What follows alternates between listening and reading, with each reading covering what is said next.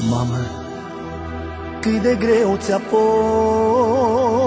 fost, până, mamă, ne-ai crescut pe toți. Ne-ai crescut cum ai putut,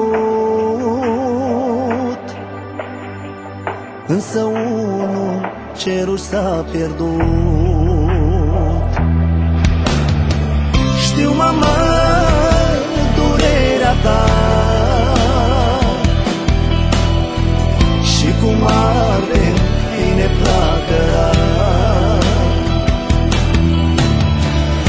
Înapoi nimic nu mai întorci,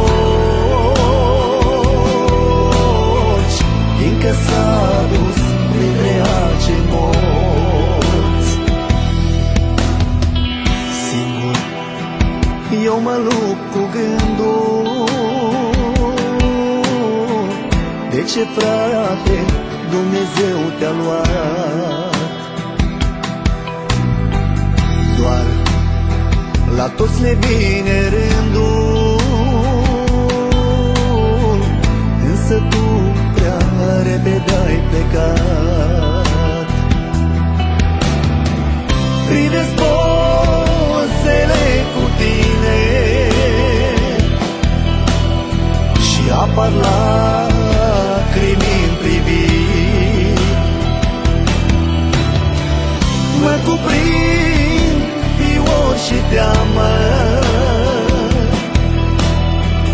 că-au rămas doar amintiri.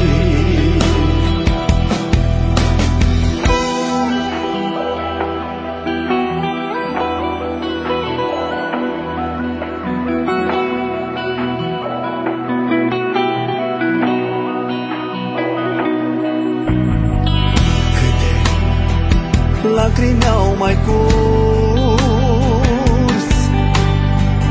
pentru tine, frate, nu-ți de ajuns. Că-ai plecat de pe pământ, nu un om, un înger sfânt. Scoală, frate, din mormânt, ai lăsat copii plângând și o măicuță suferind, că-a pierdut ce-avea mai sfânt. Am vrut să cred în minuni, dar în viață nu e așa.